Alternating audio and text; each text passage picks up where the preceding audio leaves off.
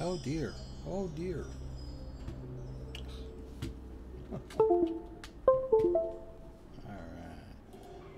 Hey guys, CryptoDad here again. Thanks for joining me. Welcome to the live Q&A in LA every Friday night, 6 p.m. Pacific Standard Time. A couple of good things we can talk about tonight, so let's get going. Let's do this.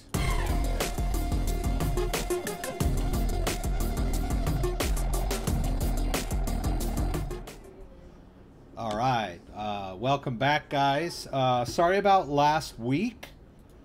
I tried to warn everyone early on Sunday when we decided to attend the first ever Chandler Elementary family dance night on Friday, which started before my live stream and ended after it.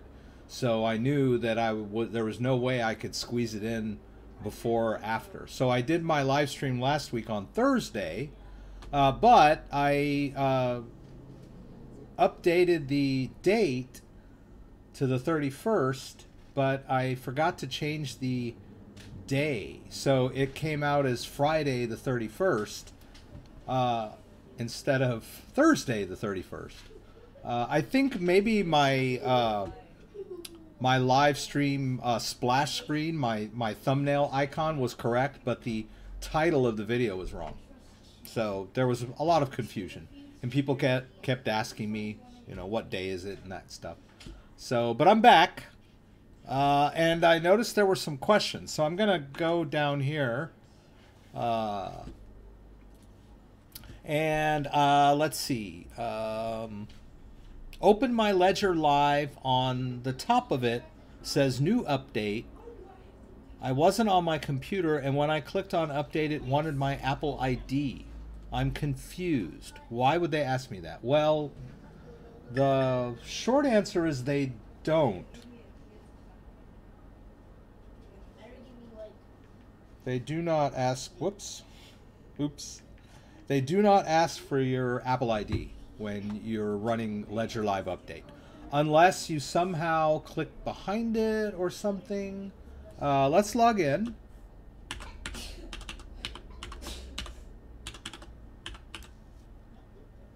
think I got that right. Oops, see, not paying attention. Okay. All right, so when we want to go to an update, and it's not showing here, usually you can go to settings, about, and then they'll give you, if you're not running the latest version, they'll show that update there too. But in most of the time, when you're at portfolio, it'll just tell you there's a top bar there that says you need to update. And all it does is restart Ledger Live and run an install. And then after the install is over, it relaunches and asks you for your password, your Ledger Live password. So if somehow you were being asked for your Apple ID, that's weird. I don't know what happened, but you should just get the normal login screen that asks for your Ledger Live password. It just says enter your password. So I hope that all worked out. They asked the person computer Apple ID. That's really weird. Hi, Paul from Poland, Calgapo, Parlay, Josh Davis, Shamid, Glenn Weeks. Had a question about the Nano, I think maybe in the comments, and we were chatting a little bit back and forth. All I had to do was use my first... yes, Glenn, yes. I was concerned about you because he was trying to update his firmware. And in the middle of the update of the firmware, things went a little haywire. And at some point, he must have managed to enter his PIN incorrectly 3 times, and or there was some kind of glitch in the update process. But whatever the case may be, it somehow reset the entire ledger. And so it was asking him to initialize the ledger. And so that's the first question it always asks you. Do you wish to set this device up as new? And so he said okay and went about his way, and it started setting him up with a brand new 24-word recovery phrase. Well, that's not what he wanted. What he wanted was to restore from his original 24-word recovery phrase. It's a little confusing, but what you need to do when you see that screen, if you ever accidentally reset your ledger, that first screen says, do you wish to set this up as a new device? You say, no, I don't. You hit the X button, and then it asks you, do you wish to restore? So I think he got that far. And then he says, now what? So now what is, if you did indeed restore from your 24-word recovery phrase, what you should see now is just the Ledger screen with settings only, right? And you'll be in Ledger Live and there shouldn't be anything on there. Now, if you're using a previous, if you're using Ledger Live, it should have all of your accounts in there. Unless somehow you are reinstalling Ledger Live on a new computer, which I think maybe you were, I don't remember. But if you reset the Ledger and restore from phrase, you should be able to just pick right up where you left off, because the Ledger Live will still have all the accounts in there. But you will need to reinstall your apps in the Manager app. So you'll have nothing on the Ledger. So you can kind of look at your accounts to get your bearings, and you'll say, okay, well, okay, I had Vertcoin, Litecoin, Ethereum, Bitcoin, so let me get going and start. The only problem is that the new update, the firmware update, seems to have less room, which is quite concerning. I'm not sure who made that decision, but somehow, I guess the main thing was security concerns. Hang on just a sec. My mom is sending me cat pictures.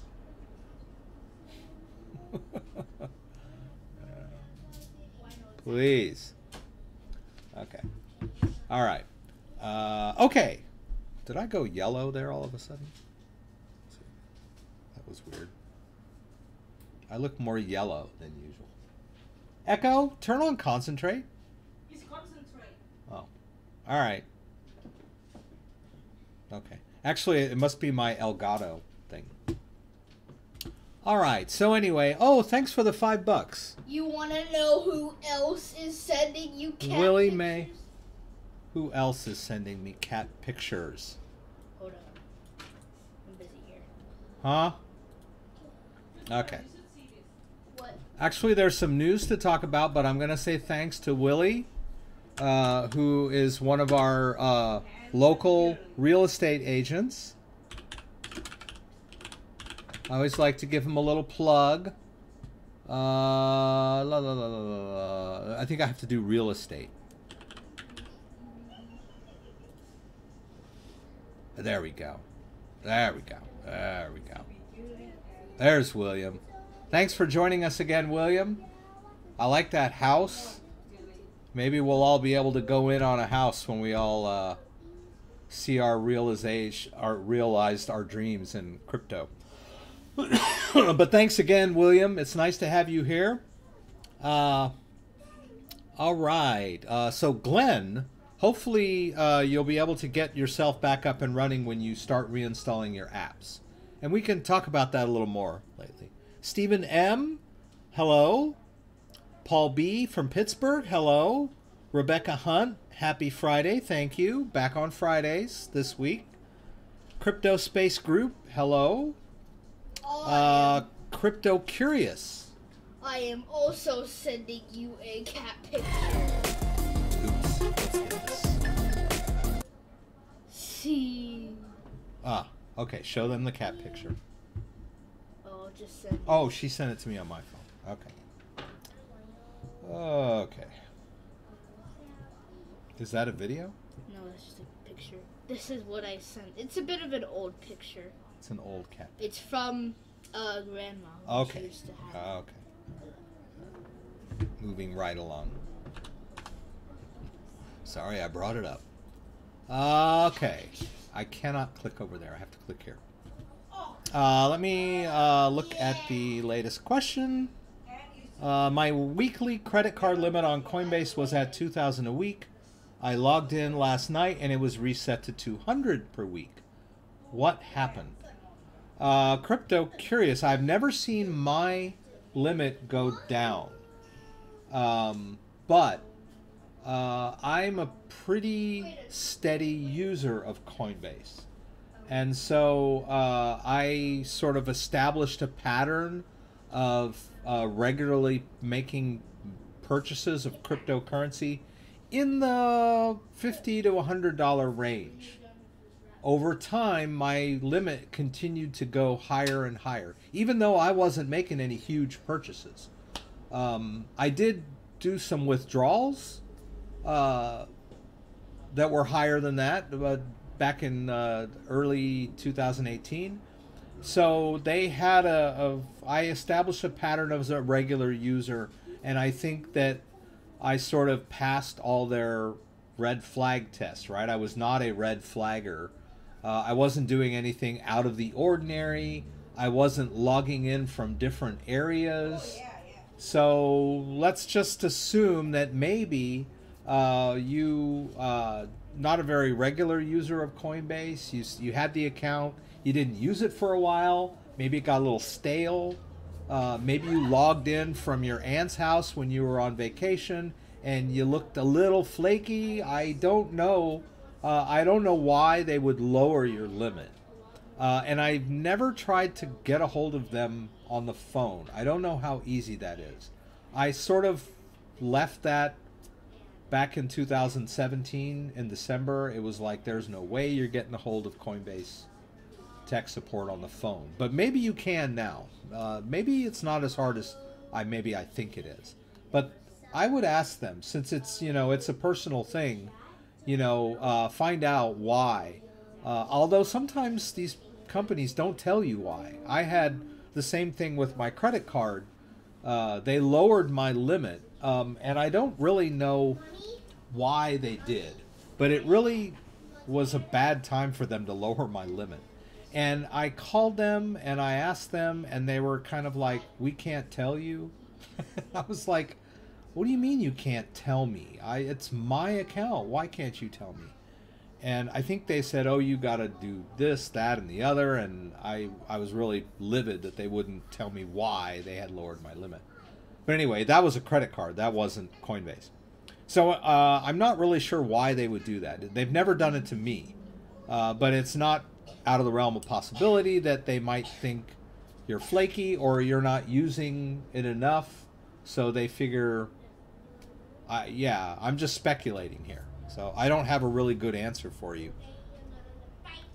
I have a California radioactive tan. I think the light went white again. I have this new Elgato light, and we can bring it up. Oh, okay, that kind of softens me up, actually. I like that. So, for those of you who may be interested, and I thought about this, that I should put these links in my, the Amazon links of these, because I'm an Amazon affiliate, but I never put any Amazon links in my videos. But this is kind of my setup.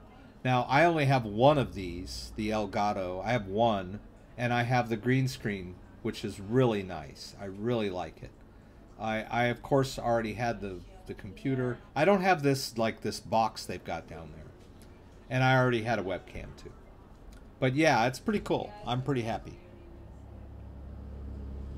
Oh, okay, so I'm going to show Glenn's here. He left a phone number for Coinbase tech support. We'll see. Well, let's see. Is this the main one? Your Facebook page? Well, that's just your Facebook page. I like it. We're going to have to meet in person at some point, William. Yeah. I think you're in, like, South Bay area, right? Okay.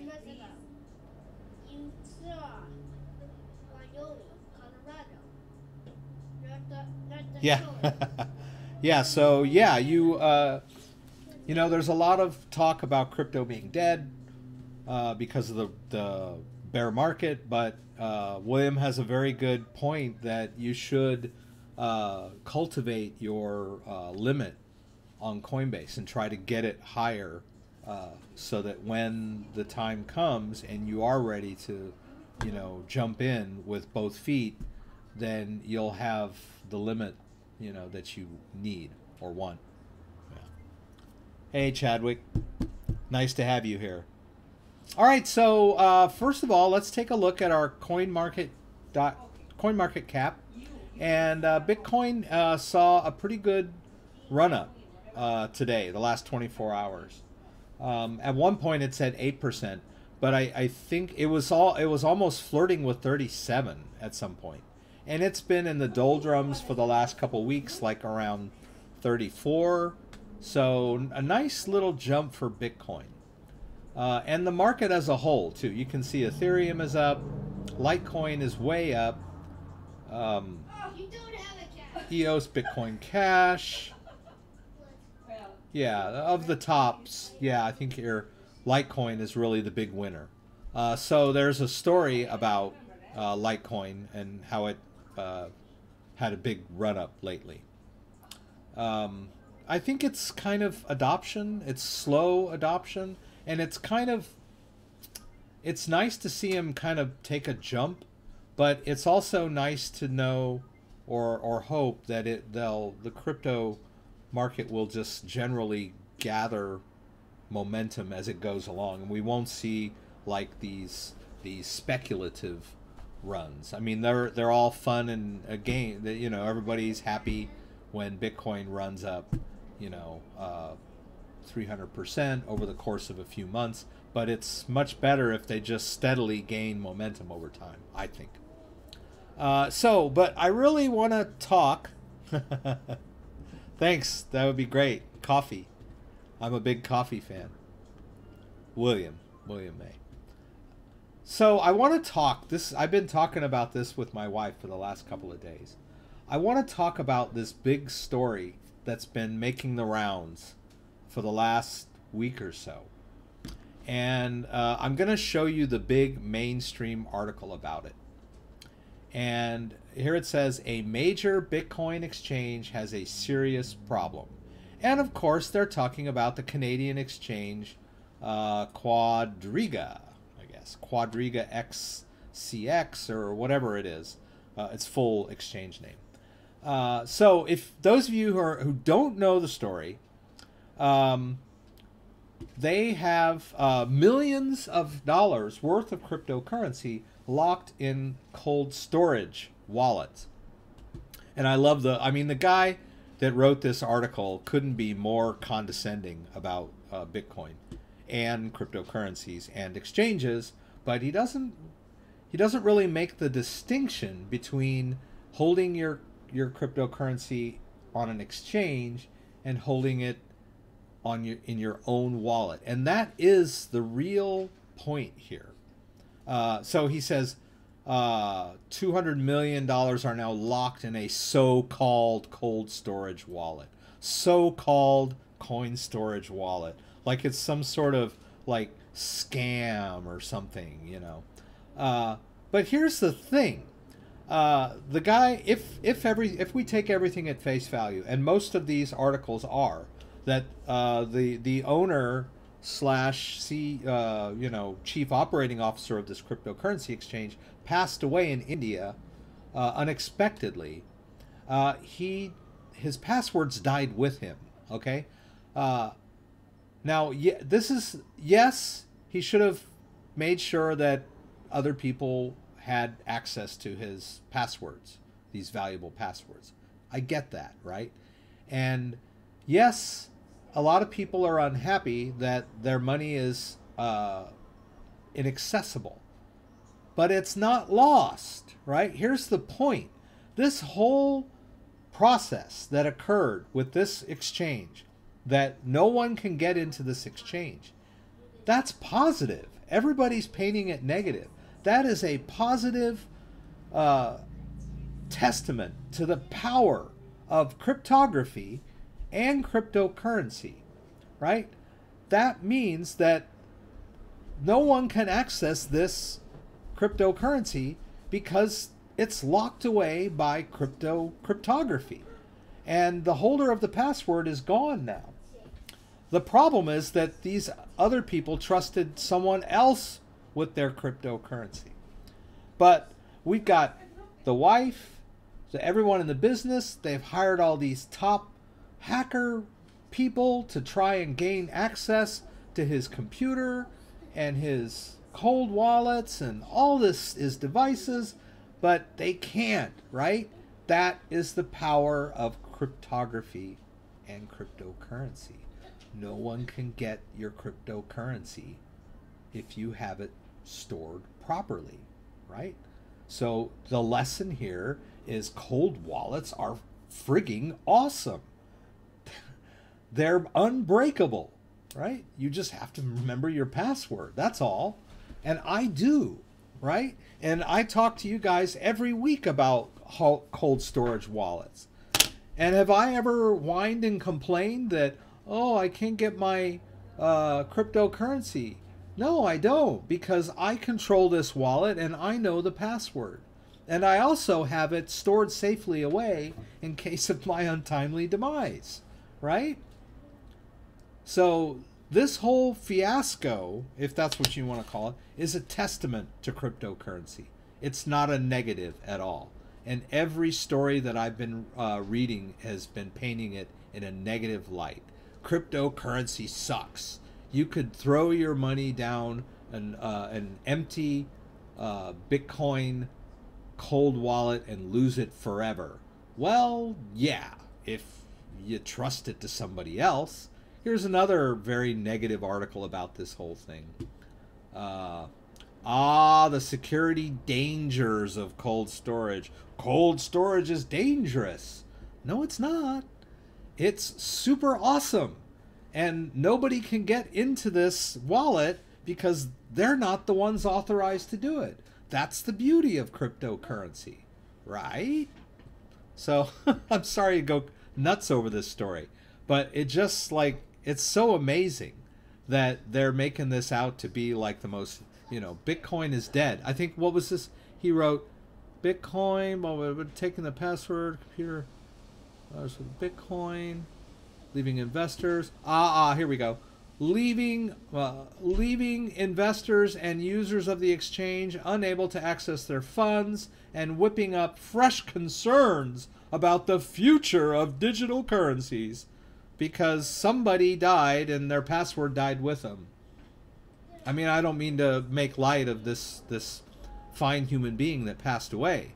By no means do I want to make light of that. But my point is that it is a testament to how awesome and powerful cryptography can be. We have, as I mentioned earlier, very, very, very interested parties trying to open this cold storage wallet unsuccessfully because it's protected by cryptography. Anyway, I'll get off my high horse there. South Central text, something happened with Coinbase. My bank draws were instantaneous. Now only instantaneous with debt card, but expensive with GB overseas. I'm not sure if maybe it had something to do with your bank or Coinbase, but I will tell you, I made a mistake a couple weeks ago. And I was on Coinbase and I was about to make a purchase and I had selected debit for my instantaneous purchase, which is what I always do. And then I changed the cryptocurrency that I wanted to use. I decided instead of Bitcoin, I was going to start with Litecoin.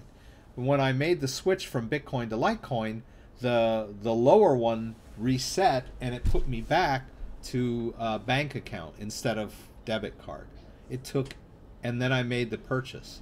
And when I tried to transfer it from Coinbase to Coinbase Pro, of course it wouldn't let me. And I kept thinking, what have I done wrong here? I see it. And then I finally looked at it and said that it was on hold because it came from my bank, and it took 8 days for that to clear, a ridiculous amount of time. A normal bank transaction should really only take 2 or 3 business days, sometimes less.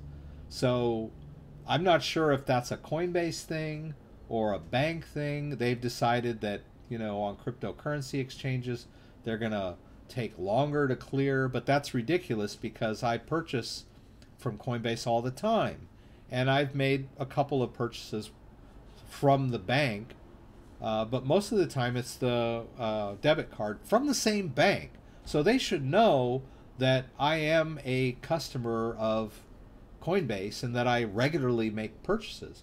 Why it took 8 days for me to gain access to my Litecoin is beyond me. And that's why I'm a big advocate of cryptocurrency, because you don't put up with that BS with cryptocurrencies. Once you get your hands on a cryptocurrency, it's yours. And if someone wants to send you some, it's instantaneous, you know, within minutes, you know, within reason. Sometimes longer. It just depends on the situation. But there's none of this, oh, it's going to take you 8 business days for your transaction to clear. It doesn't work like that. Anyway, yeah, so I'm not sure what went on in Texas, and maybe at some point they changed their policies regarding their clearing of money to Coinbase, or somehow Coinbase had to start following different regulations. I don't really know why all of a sudden it's taking you longer. That before you were clearing fast and now it's taking longer. I know that the norm is that it takes longer for the bank, but I believe you're right. It is more expensive to use the debit card. They charge you a higher merchant fee, if that's what you want to call it.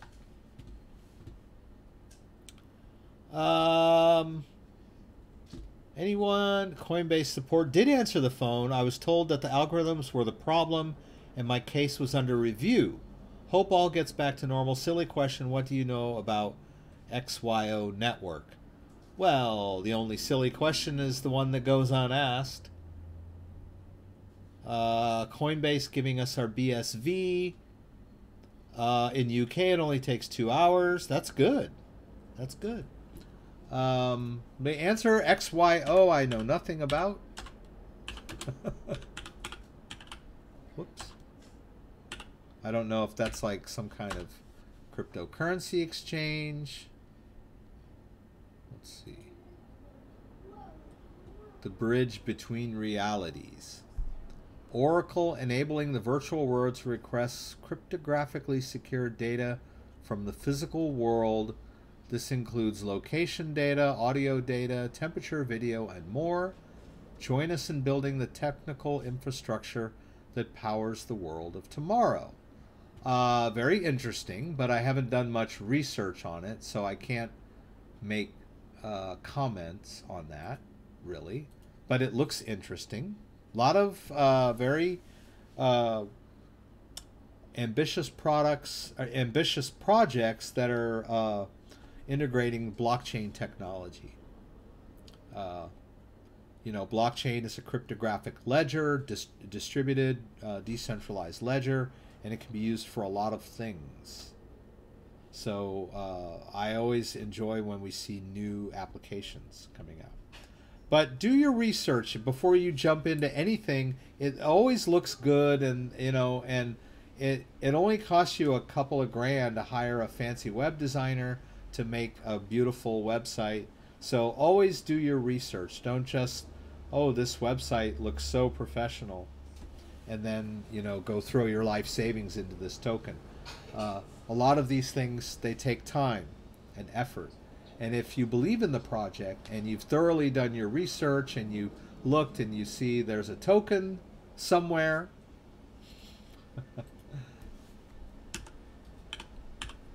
I believe there is, yes. There is a token, and it's very cheap right now, but maybe because there's not much going on yet with this company. I don't know. So let's look. So we can see that it's been around since May. This is the all chart right? So the all chart says May. So let's see, 1, 2, 3, 4, 5, 6, 7, 8, 9, about 9 months that this token has been in existence, so to speak. And then we want to look at the circulating supply. What is that number? So it's hundreds, thousands, millions, 5 billion circulating supply. We talked a little bit about that last. Circulating supply of Bitcoin is in the millions, right? XYO was in the billions, the 5 billion. But there are other cryptocurrencies that are in the billions, like XRP, 41 billion circulating supply. Is that right? Hundreds, thousands, millions, billions, yes. Tether is in the trillions. Tron is 66 billion, right? Stellar is in the billions, right? Hundreds, thousands, millions, billions. So that's always a consideration when you look at what their circulating supply is and their current price, right? But okay, not bad. But yeah, do some research. Everybody's up today. Most of the cryptocurrencies are up today. That's good. Let's see, were there any other stories? I did want to share this one with you. Major Bitcoin exchange. We talked a little bit about this. Litecoin has been surging. It's taken over the 4th largest cryptocurrency. It was down in the list of coins by market cap. So it has retaken its former glory. So good news for Litecoin. And I've always liked Litecoin. It's fast and cheap to use. So it has a particular use case. So whenever you want to think about any type of cryptocurrency, you want to think about its use case. We talked Bitcoin and Litecoin and Bitcoin Cash. They're currencies, right? That is their use case. And in Litecoin's case, it's faster and cheaper than Bitcoin.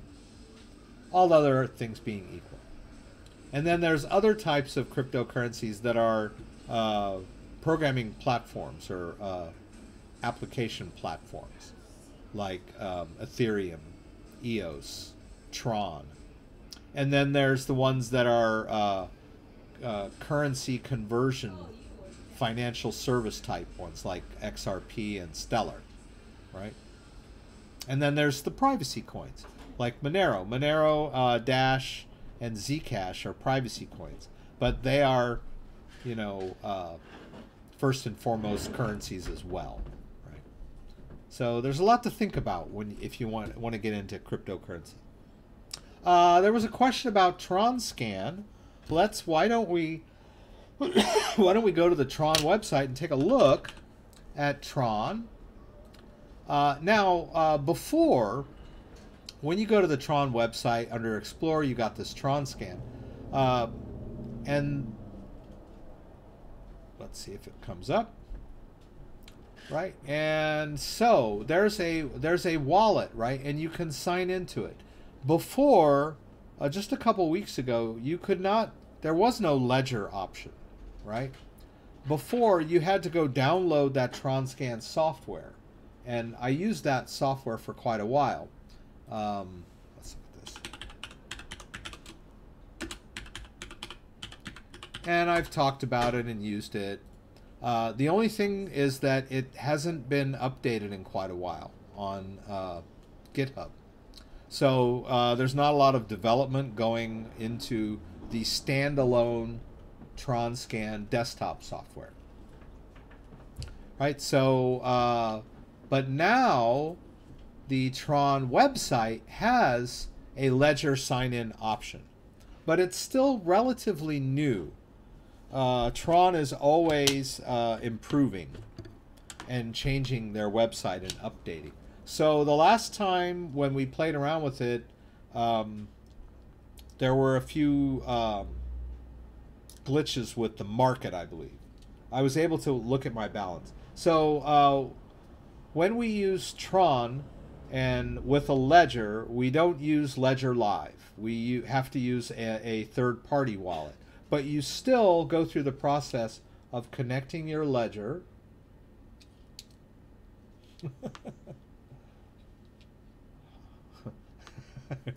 It reminds me of, I was like, oh, I need a 5-year-old child to connect this thing.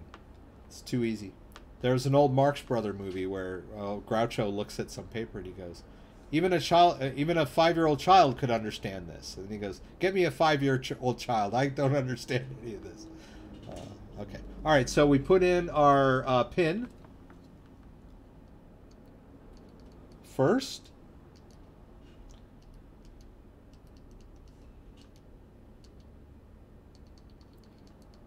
So this would be our ledger component, right, of signing into this wallet.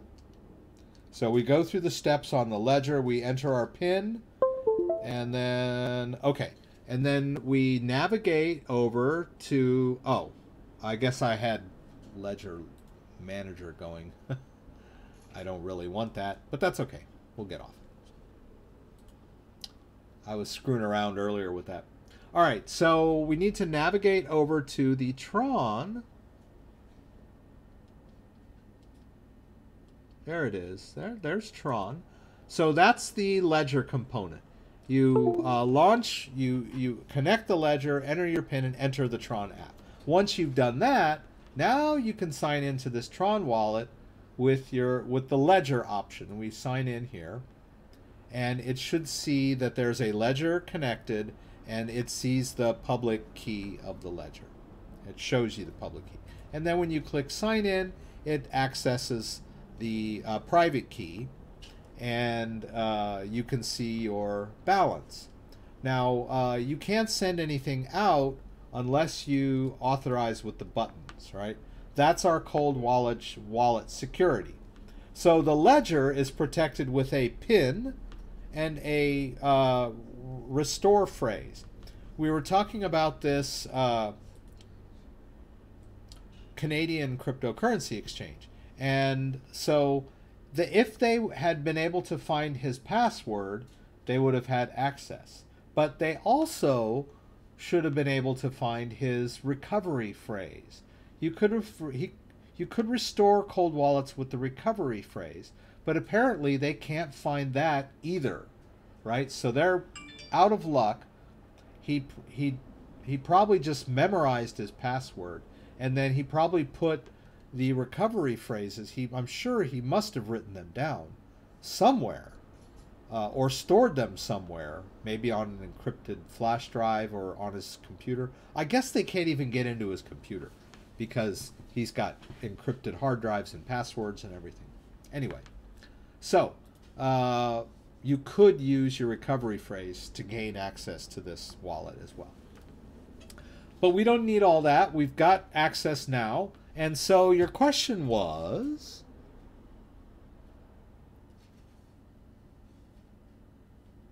yeah, the 1% buys on the fire sale. Yeah, I believe you. When there's blood in the streets. The streets seem pretty bloody lately. Okay, let's continue. With your ledger. I can't see my coins sometimes. Okay, so I see my coins, right? I see my balance. So if you don't see that balance, I'm not sure if you're not being able to log in or you're logging in and it's showing you 0. I've never had that one happen before. But if it's not logging you in, try it in a different order. Maybe disconnect and reconnect the ledger, and then try to access the wallet and have it tell you that you need to connect the ledger, and then connect the ledger. You'll notice that I already had the ledger connected and the Tron app open. So you might try it in a different order, just maybe to kick it around a bit and see if you can get your balance to show up. You know, it's still technology. It's just like a computer or a toaster, right? Sometimes if you just reboot the computer or try things a different way, you can achieve your goal. or you just kick your toaster, or you unplug it and plug it back in, and it suddenly works. So the same thing with cryptocurrency. Nothing is 100% perfect, right? The cryptography protecting it is solid, but the device itself and the wallets that they're logging into, these software wallets, can be a little quirky. So sometimes you just have to try things maybe in a different order. Okay. We talked about, William May is talking about that people sell their that the mainstream media, the powers that be, the big financial institutions never miss a chance to bash Bitcoin when they have the chance. But they've been doing it so long and so consistently that people are starting to not take them seriously anymore. And there's so many misunderstandings and almost sometimes manipulative. They equate Bitcoin with they confuse blockchain with Bitcoin a lot, and you know they'll talk about Bitcoin, and then the Bitcoin has dropped 80% since last year, and the market cap was 400 million or billion, and now it's down to 120 billion. But they say that in the same breath, but they're not talking about the Bitcoin market cap. They're talking about the entire market cap of all the cryptocurrencies. So it's deceiving the way they play around with their figures. They may not even realize they're doing it because they fundamentally don't really understand Bitcoin and cryptocurrencies. So they see figures and they throw them into an article and they try to make themselves look smart and tell everybody how stupid they are for buying Bitcoin. We'll see who's stupid in the end, right? Coinbase has suspended trading ETC out after purchase since January 9th. How, why, and how long will it last?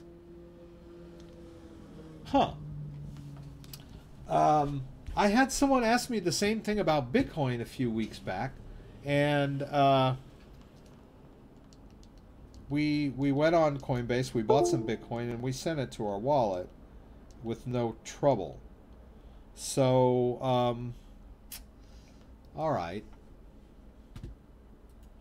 I've got the Ethereum app on the Ledger White, right? So let's take a look. Why don't we see if that's the case, right? I'm just gonna enter the pin here on the White. I've got the Ledger White now.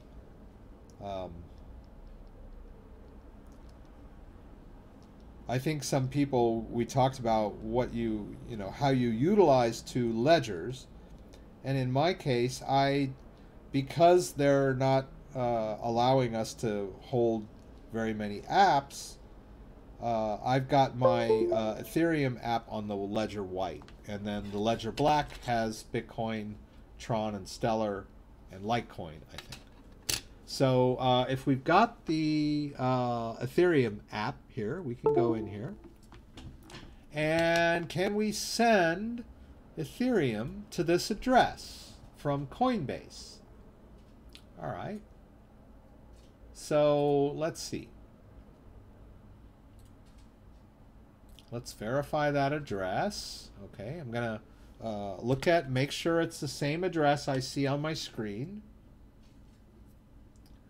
Looks good. Looks good. It's scrolling across my screen. I can read it. Apparently, the new Ledger Nano X will have a bigger screen, so we don't have to wait for the scrolling. So we'll see. All right. So now we've got the address copied into our clipboard, right? Let's go to Coinbase. Let's get ourselves signed in. You'll see I'm using 1Password as my password manager. Much more secure than using your browser to store all of your passwords. When your browser doesn't store your passwords very securely. Anyone that can gain access to the computer can get a hold of that browser text file that they store all your passwords in. So it's better to use a full-fledged password manager when you're dealing, especially if you've got cryptocurrency accounts. All right.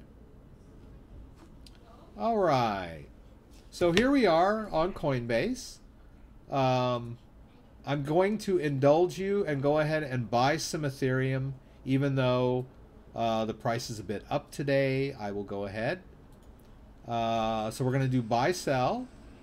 We're going to choose Ethereum, not classic, regular. You were talking about ETC, right? Ah, ETC. Ah, okay. So you were asking about ETC because there was a problem with ETCs. There was a 51% attack on the Ethereum Classic blockchain a few weeks back. And that is why Coinbase shut down Ethereum withdrawals. They're not going to take your Ethereum, but it's a precautionary measure. They don't want people that may have stolen Ethereum and transferred it. They don't want people to be able to transfer it around, get it out. So that is why. I don't know how long they're going to hold ETC withdrawals, but that is why. There was a 51% attack on the Ethereum blockchain. I'm sure it's still in the Google News. Right. So yeah, back in January there was a 51% attack on somebody hacked into the Ethereum Classic blockchain and managed to alter the immutable blockchain, you know, because he had the hashing power of the network.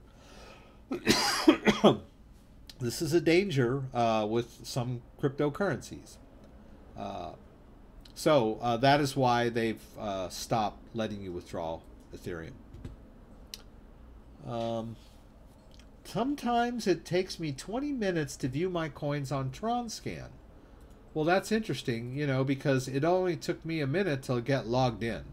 So I'm not sure what the 20 minutes was. Does that mean when you pull up their website and log into your wallet, it takes 20 minutes for the balance to show, that it's like 0 when you first log in? Because it seemed to be working here. So maybe you're doing something out of order. I don't know. One of the biggest culprits, and I don't mean to suggest that this is what's happening to you. I'm sure, you know. But I get a lot of people that get to a certain point with their ledger, and then they'll say, now what? It's not doing anything. I clicked such and such, and now it's just sitting there. Now what? Well, many operations with a ledger require you to confirm on the device. So, and it's getting better, but it used to be pretty bad. Their software did not tell you, hey, we're waiting for you to do something on the ledger. It does now. So when in doubt, if you are waiting for something, maybe just look at your ledger and see maybe it's waiting for you to confirm the wallet being open, or confirm that you need to be in the right app, or whatever the case may be. It can get confusing. You've got software interface, and then you have this hardware device, and it has its own interface, and they have to do this little dance together. So when in doubt, if something seems stuck, look at the screen of the ledger. Sometimes it's waiting for you, but that probably is not your problem. I just thought I'd bring that up. So I'm not sure why it takes 20 minutes to view your coins on Tron Scan. Bachelor Heaven, hello. Chadwick likes Litecoin, that's good. Stellar, Sia Coin, Cardano, all solid coins. EOS. Can you store your crypto in hard wallets forever? Well, yes. Yes is the answer. But you have to remember that back when I first started using computers, they had what were called serial ports on the back, like these little 9-pin things, and you would use those to like connect to printers and maybe external floppy drives and that kind of stuff. Those aren't around anymore, right? So who's to say in 10 years there may not be USB ports on computers anymore? So yes, you can have cryptocurrency stored in this ledger forever, but you may not have a computer to connect it to in 10 years, right? Now, there might be, let's say that all the computers in the next 5 to 10 years just throw away USB 2 and USB 3 ports, and they only use the new USB-C ports, right? USB-C looks like that. All right, that's a USB-C connector, right? And if you look on the back of my computer, you'll see I have a couple of those. I have some USB-C connectors on the back of my computer. They're the more modern interface. So yes, your hardware wallet will be just fine, but there may not be anything to connect it to down the road. Now, your 24-word recovery phrase, which you write on a piece of paper or etch into stone or put on one of those crypto steels, those 24 words, they will always be, you can always use those words to restore your wallet. So maybe down the road, there won't be, I mean, you'll just like wave your hand and your computer will just say hello, and there won't be anything to connect to it, or right? But you could, you hold up your ledger and the computer would say does not compute or whatever. But you tell the computer, please restore my my 39-bit wallet with my 24-word recovery phrase. The computer would probably say, please tell me your 24-word recovery phrase. So I don't know. Maybe by then you probably won't trust your computer anymore. But that 24-word recovery phrase will last you forever if you keep it in a safe, dry place and don't let it burn. Yeah, crypto is forever, right? Math is forever. If someone asked Euclid 2,000 years ago, can I use your Euclid's theorem to factor prime numbers in 2,000 years? He would probably go, how could you even ask me such a question? But interestingly enough, you can still use Euclid's theorem to factor it's an algorithm to factor large prime numbers. So math never gets out of date, right? Euclid's theorem is still mentioned in advanced cryptography textbooks. And the guy died 2,000 years ago. So yes, forever. Litecoin, yes. Grand Illusion, thank you for being here. LCC has claimed they can totally prevent 51% attacks. They also started their new Hive system of mining today. Is that Litecoin? Or is that an offshoot of Litecoin?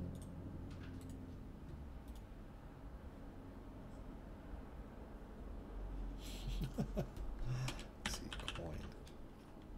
LCC coin.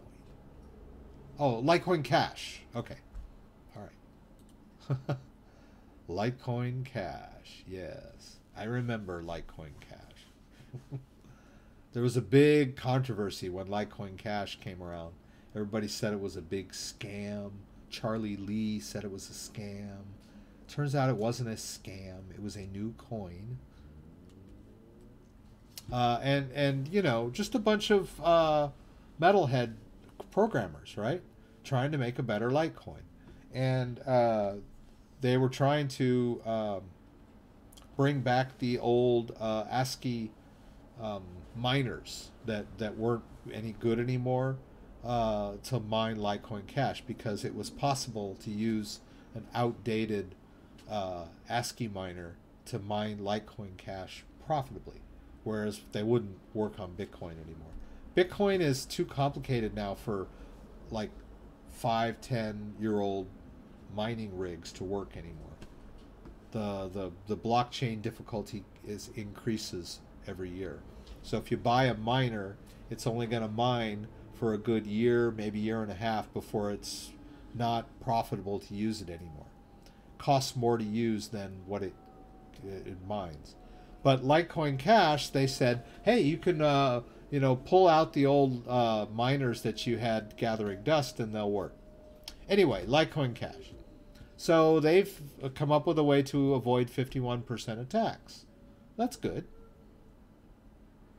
Laminate your recovery phrase. Very good idea. I gave my daughter, Christabel, one Litecoin.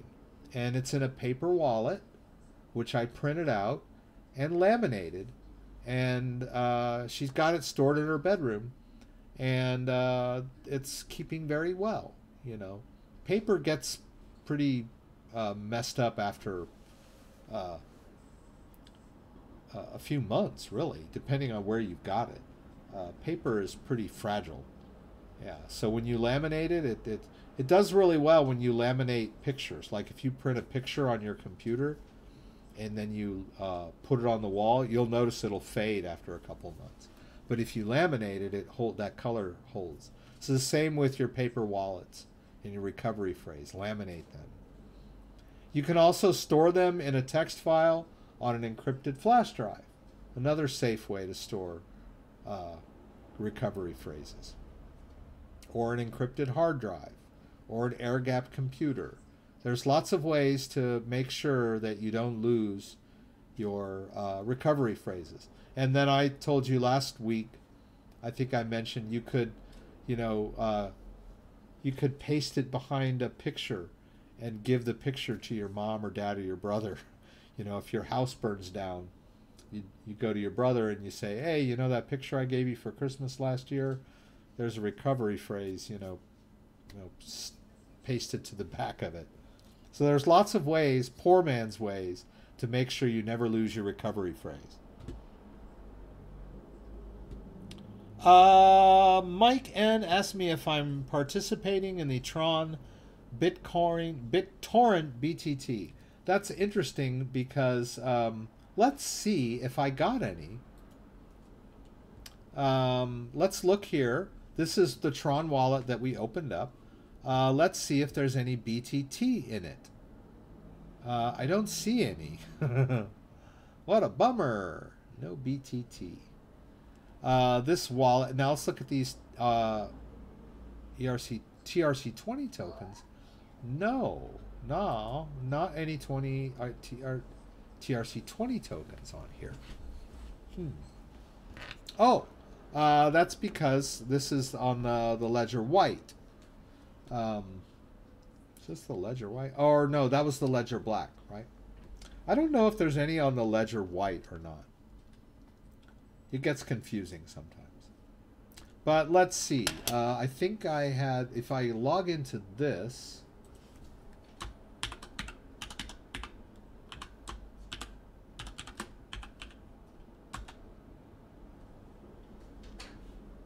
okay. This is actually a mirror image of this one. But let's look at this wallet and look at the tokens. And I don't see any BTT. Man. But I did in the Tron wallet notice that somebody gave me one. I think you have to do more than just have a wallet. But let's take a look. All right, I'll put this out of the way.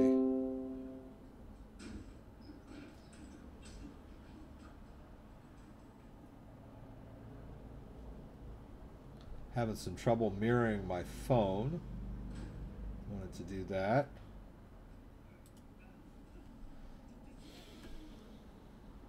Let me try this again. It's not cooperating with me. Let me just relaunch this thing. Oh, I see it. If it will let me exit and start over, maybe. I could have done a restart. Let's try again. I just want to share my phone with you guys. And it's not cooperating. Okay. Don't know why. Alright. I have to reboot my phone or something. Well, okay. I'll just show it to you, right? With some chroma. Let's try one more time. Does not find it. Okay. I've officially given up now. Alright. So let's go here. I might have to turn chroma key off so that it doesn't look weird. That'll make me go to green screen. Let's try. Just look at my phone. Oh, it's not horrible. Alright. So let's open Tron Wallet. Oh, I need to look at it. It has Face ID.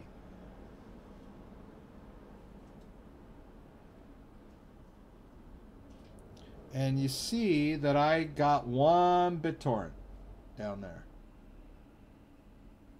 BTT torrent. What that might be a faux BitTorrent. I haven't looked at it that closely. And there I went yellow again.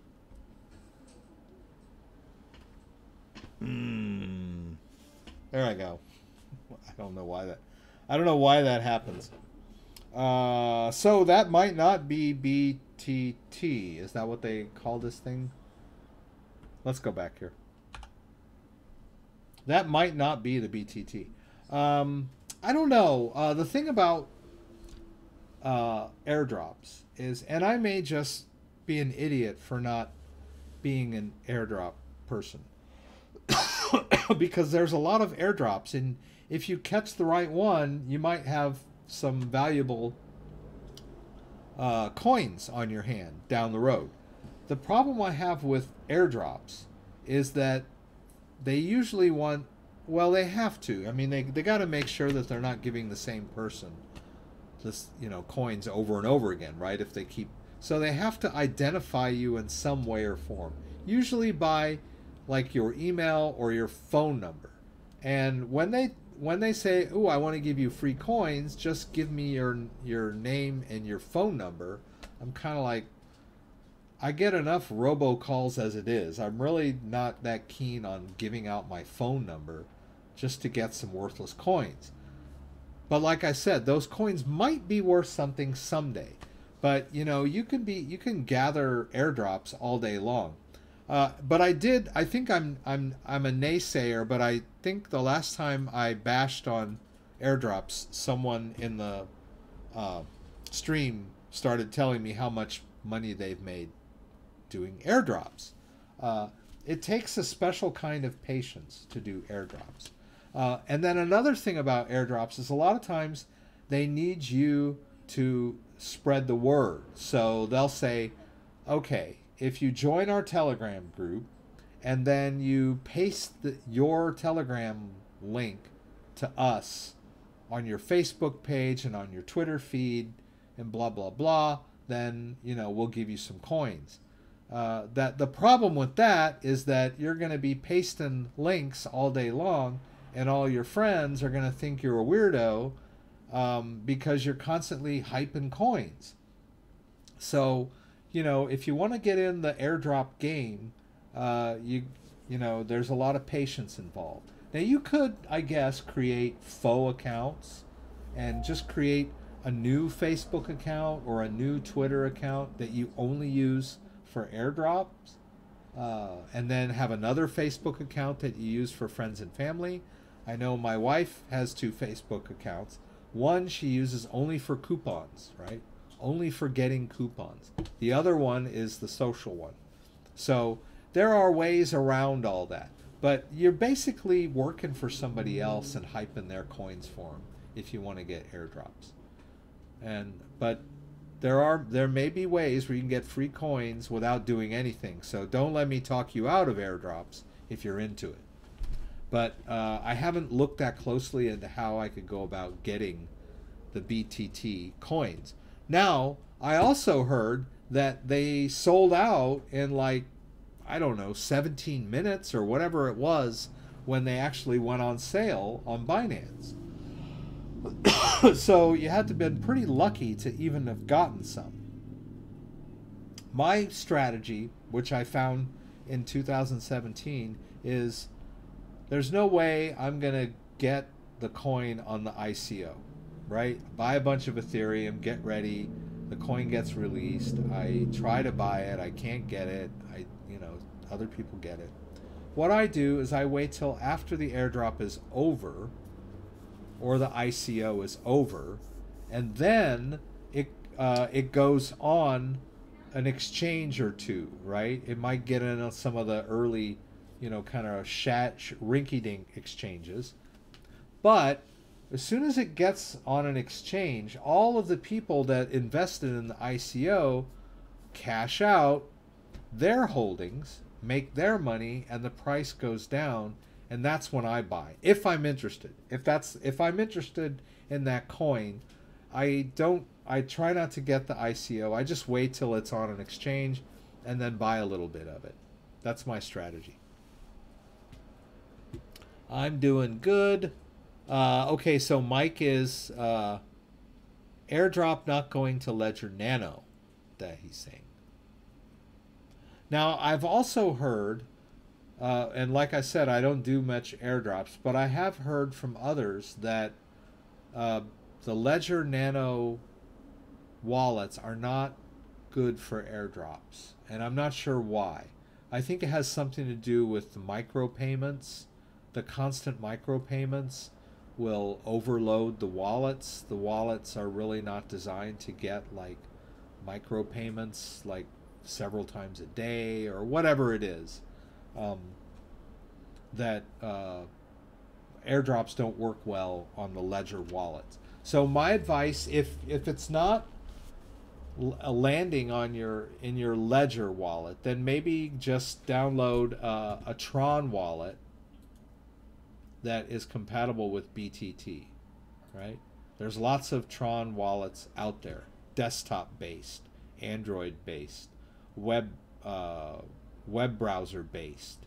So and then when you accumulate, and then send the airdrops to those addresses and see if they work. And if one doesn't work, maybe try another one until you find one that works well with your airdrops.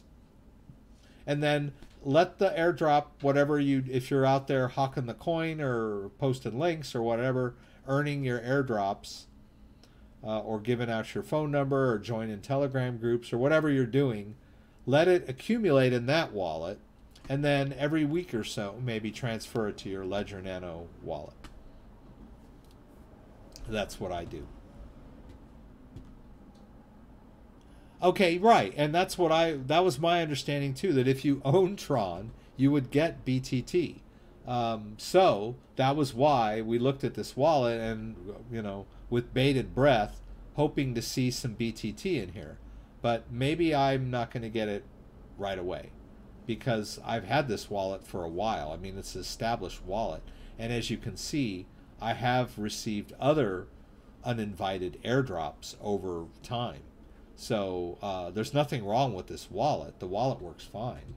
And the other wallet I showed you too was, a Tron-based wallet that I've been using for quite some time. The Tron Scan,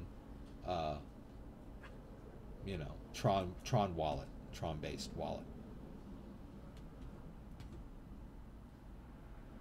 Oh, February 11th. Okay, nice. That's cool. Oh, if you put it in Binance. So I wonder, do we have time?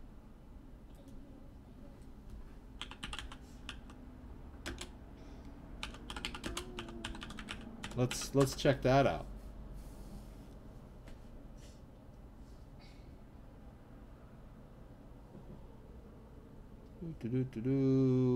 Let's see. And then, of course, there were a lot of people saying the whole thing was a big scam.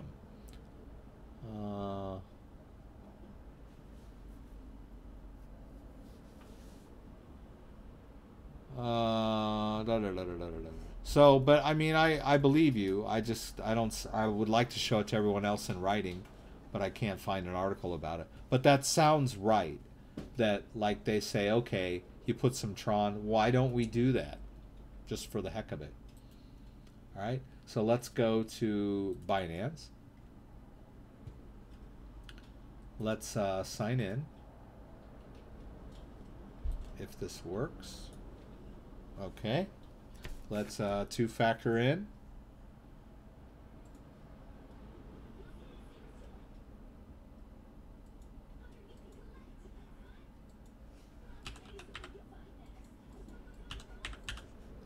All right, and now we're in. So what we want to do is throw some Tron in here and see if they're going to give us BTT on the 11th. If I'm not too late.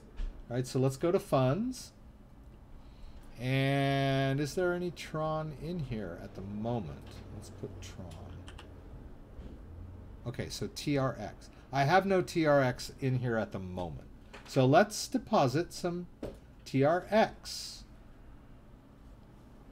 And by the way, you can still deposit ERC20 TRX if you have ERC20 TRX. TRX used to be an ERC20 token. But you can still transfer it to an Ethereum address on Binance, and they'll give you real Tron if you still want to convert. All right, so let's go to our Tron wallet. Right, I need to put the other ledger back on because the other ledger is the one that has the Tron on there. Let's enter our PIN.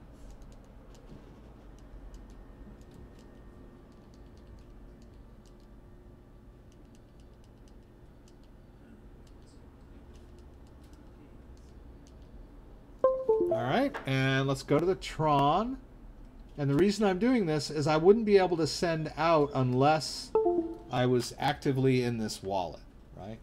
So let's throw all caution to the wind, and let's transfer 5,000 Tron.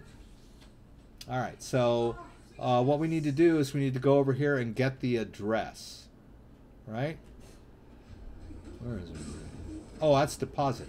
I want to do a withdrawal, right? No, I want to deposit. Pardon me. Deposit.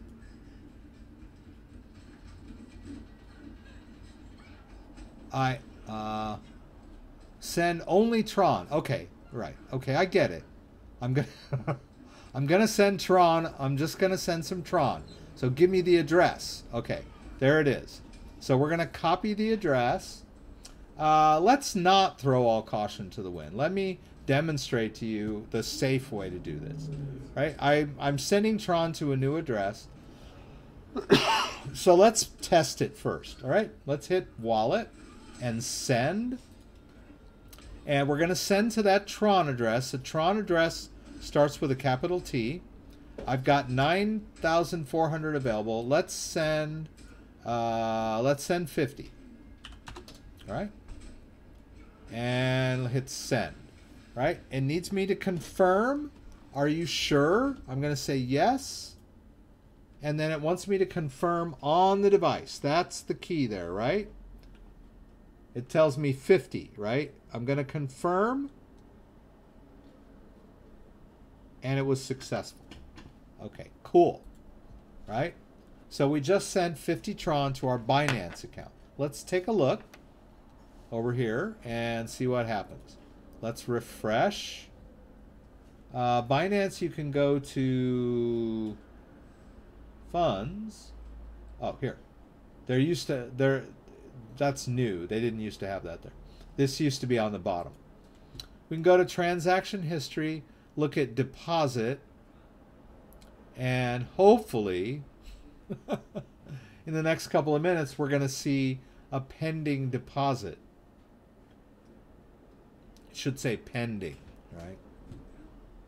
Let's go back. Tron usually moves pretty fast. So we should see an indication that there is some Tron going there. This is why it was probably better not to send the 5,000 right away, right? We want to just double check that everything is working right. Let's see. It might, who knows? It might be a while. Usually when you withdraw Tron, it happens pretty quick. Tron usually moves pretty darn fast. But for whatever reason, maybe everybody's trying to get their Tron in here. Maybe they're not, there's, aha, there it is right there. All right, I'm done speculating. It's working. So we can see now that the 50 Tron that we transferred from our Ledger wallet by confirming on the device is now in Binance, right? It's not spendable yet because it hasn't totally confirmed yet.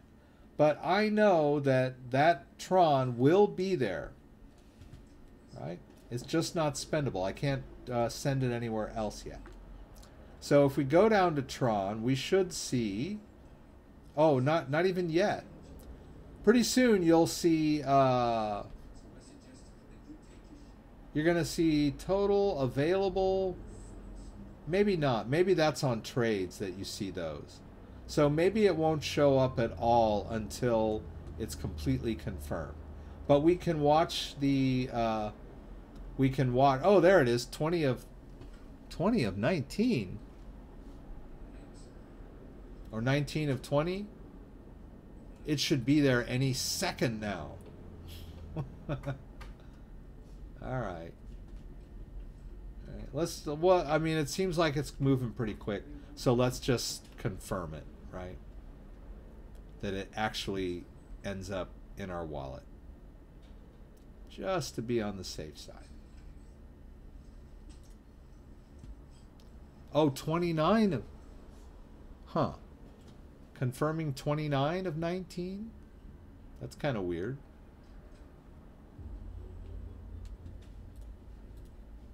Okay, there it is. Completed.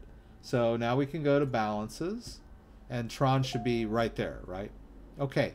So it worked.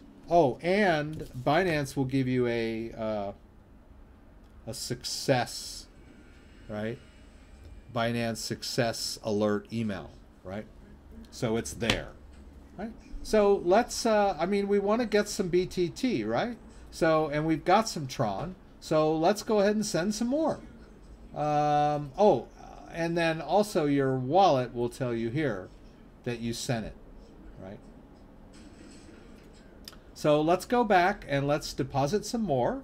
It's going to warn us again. We just go through there. Let's copy that address and let's go back. And let's send 4,500, right? So let's go to send to the same address. Make sure it's a Tron address, capital T, and 4,500. All right. We'll hit send. I should maybe send it all, but I'm just gonna, let's just go with that. 4,500. We'll confirm on their web page and on our device. Boom. It's done. All right. All right, so we should, when we refresh, we should see the balance go down. Maybe in a minute. Right. And then we go through the same rigmarole that we just went through. We go over here and check transaction history. Refresh a few times until we finally see it. And this time I won't babble all over the place.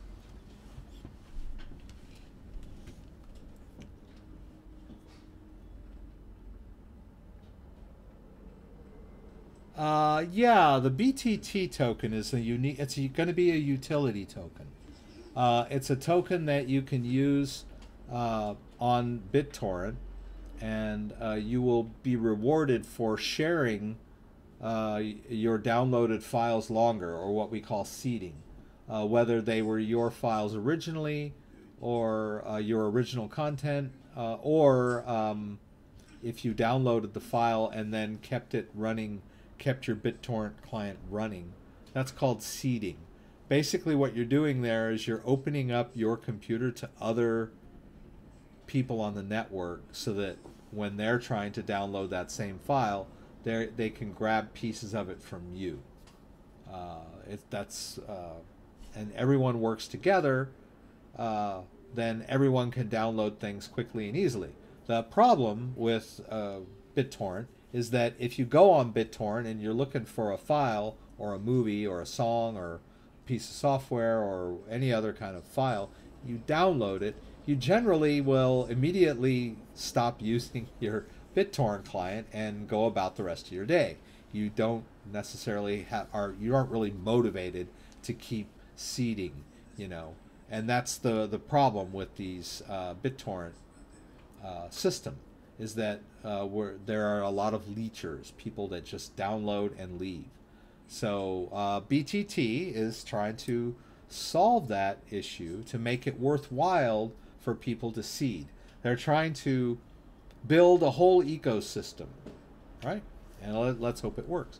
Yeah, so it's not really a speculative currency, right? There's not going to be a whole lot of websites out there that are accepting BTT, right? It's going to be like an internal thing. Kind of like BAT. I guess that was fast. It's already there. So now I've got the 4,500. I just heard the alert come in on my phone. So now we've got 45. Oh, I need to send some more Tron if I want the total 5,000, right? I need another 450. All right, let's make it a nice even number. And this thing should have told me now. I think that's still in there, yeah. Let's just send the rest of it. So it'll be a nice even number. Okay, good. And we'll have an even 5,000 in our account.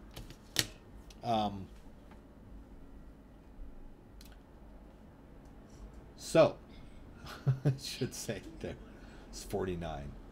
I kind of lost my train of thought there. There was something else I wanted to do.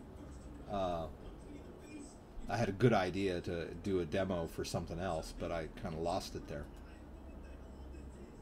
So anyway, we got Tron in our Binance wallet. So check back with me next week, and I'll let you know if I got BTT tokens on a 1-to-1 ratio.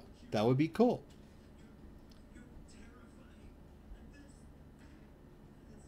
Anything happened with the Ethereum fork a few weeks ago? It's my understanding that the Ethereum fork, and we're talking about the full-blown Ethereum, not Ethereum Classic, but ETC. Oh, there's cool. Oh, well, we can talk about that. But I thought they delayed it a little bit. So it may not have gone through, but maybe it did go through. But from what I understood about it, it was not like a split where you're going to make coin. It's just an upgrade to their system. I could be wrong about that. But let's talk about this story. I heard about this story this morning on Twitter, that Wells Fargo's online services were down. And there was not a lot of coverage in the mainstream news about this outage, because that scares the crap out of people, right? Now, I don't want to make it sound horrible, because I think people, you know, could still walk into a branch and do business, right? The bank wasn't like crashed or anything. It was just their online services that were down, which is a big deal for a lot of people. And I think maybe some ATMs weren't working right, and maybe some ATM cards weren't you couldn't make purchases. So it was a big inconvenience for a lot of people who used Wells Fargo online and their app and their ATM cards and their credit cards, right? So apparently they were down for a while due to smoke. First they said it was a fire, and then there was some clarification. The fire department in that town where the servers were said there was no fire, but that their fire systems were triggered due to construction dust. And when they did that, something glitched and they lost power. And then that server farm went down and apparently affected server farms in a couple of other cities too. So their systems were down for a while. And a lot of frustrated people, right? So, and it was funny because the Twitter thread that I was reading was about Wells Fargo being down, but there were some Bitcoiners on there saying, yay, Bitcoin, you know, now Bitcoin rules and that kind of stuff. This is really a good argument for cryptocurrencies because even though that was a distributed server, I mean, there was more than one server that went down. So their computing resources were distributed. But Wells Fargo is a centralized organization, right?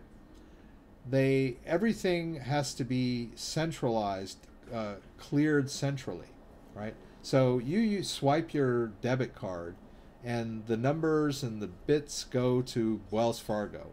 And wherever server it happens to physically reside on, there is a centralized authority that clears that transaction, that checks your balance and makes sure that you've got enough there to, you know, fund the transaction or whatever it is you're trying to do, withdraw money, deposit money, whatever. It's all central. And because it's so central, when they lost some computing resources, the whole thing went fritzo, right? Doesn't happen with the Bitcoin network. Bitcoin is distributed network, just like the internet. I don't know if you guys are aware of this, but the internet, the early iterations of the internet were the DARPANET, which was the U.S. government had a computer network that was designed to withstand nuclear attack. And the idea is that every node is connected to every other node, so that if the New York and Washington are obliterated in an attack, the rest of the nodes would still function properly, right? Chicago and LA could still talk, and LA and Florida and whatever. So that's the idea of a distributed network, right? Whereas Bitcoin is not only distributed, but also decentralized, so that the only way to destroy a Bitcoin is to destroy every single copy of the blockchain on every single computer and every phone, right? As long as there's one copy somewhere, they can, you know, repopulate it. So that's the beauty of Bitcoin network and other cryptocurrencies. Any good things? Can you explain ERC20 Tron and the other? Does it have to be exchanged? Okay, so ERC it says you said ERC20, and I do the same thing. In Tron, it's not ERC, it's TRC, which stands for Tron R something, right? What we're all used to is ERC20 tokens, which are based on the Ethereum network. So when you have tokens that live on the Ethereum network, they're called ERC20 tokens. When you have sub-tokens on the Tron network, they're called TRC or TRC10. So there's TRC10 and TRC20. I thought I had some TRC20 tokens. I don't know what happened to them. I thought they were here. Huh. Let me look here, because I sure as heck fire thought I had some. Oh, okay. So I only have like a few, just a little bit. I think I may have so you can see here there's both types in this particular wallet. Let's go back here. Let's try this wallet. Now if we look at this wallet, you can see that there's some TRC20 tokens. The dice, there's quite a bit of dice in there, and then there's a bunch of TRC10 tokens, right? So basically the long and short is that they are sub tokens on the Tron network, and yes, you can exchange them on the exchanges. So if we go over here to TRX market, let's see. I think I'm in... Oh, I guess I'm still in that Ledger wallet, right?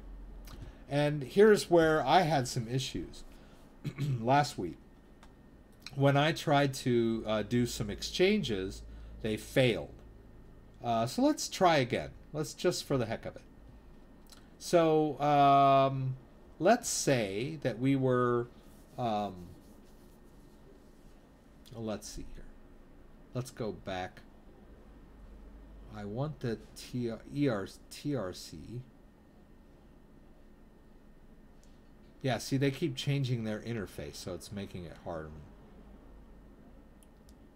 So T1. Do I have any T1s? Tron. Okay, look. I have 13 Tron 1, right? And someone airdropped them to me. Can I sell them, right? Let's try. Let's try and sell one because I got it free, right? The idea is if you're going to get all these airdrops, maybe someday they're going to be worth a lot of money. Well, I mean, at this point, Tron isn't really worth that much money. Tron is only worth 1 cent right now, or 2 cents, or 2.5 cents. Let's try and sell one, right? And see what happens. Something went wrong, right? Yeah, it's complicated.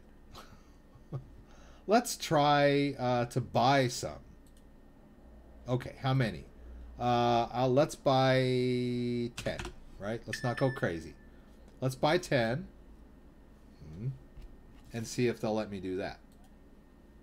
No. I can't remember. I think I'm doing everything right.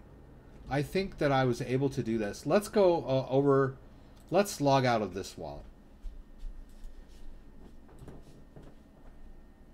Hello. Yes. Hello. Let's go to the Tron Link wallet. It says, okay, it wants me to log in using Tron Link. Hey, kiddo. Okay. Now I'm using a different wallet. Honey? Oh, I want to just like talk to some of the people if they're saying hi or something. Ah, okay. Christabel is here. Can't see. Yes. Hello. Now they can see you. VPN or Tor, good. I was using the shortcut Tron scan and can't view my Tron coins. I went into the Tron website and log in and can view my coins. I went ahead and transfer all to Binance. I'm not too late for the BTT. That's good. I'm glad. Message retracted. You just said hi Rex. Nothing's wrong with that. But Oh, okay. I am Rex. going to destroy this 1 or 0. Oh, she's crushing. I'm gonna destroy your background. Does Coinbase Pro Hello. charging to transfer ZRX from my Ledger Nano to Coinbase Pro? Or does Coinbase or Coinbase... I'm going to go ahead and answer this last question. Let's go Hello, back. Scotty Ogden. Ah, okay. All right, they're saying. Christabel, Yeah? just like your bed. Yeah, let's just finish this up, kiddo. We're almost done. Ugh. Sorry, guys. Okay, thanks. How did the dance go? Vance wants to know, did you like the dance, Christabel? Yes. There was a dance-off between... There was a dance-off between my kindergarten teacher and my 2nd grade teacher, but it was a tie. They both danced pretty good. It was nice. Yeah, it was fun. Okay, kiddo, let me answer this last question and then we'll finish up here. So the question was Coinbase Pro charging to transfer 0x from my Ledger Nano S to Coinbase Pro. When you transfer from your Ledger to Coinbase Pro, you're not using Coinbase Pro. Coinbase Pro is your destination, right? You're using your Ledger Nano S. So when you transfer anything off the Ledger Nano S, you're at the mercy of the blockchain. So you're going to incur the network fees associated with the corresponding blockchain of whatever coin you're dealing with. In this case, I think 0x is still an ERC20 token. So you're going to need some gas to transfer it, right? Now, if you buy the 0x or ZRX on Coinbase Pro, and then you want to transfer it from Coinbase Pro to your ledger, that's a different story. Coinbase Pro will absorb those network fees for you.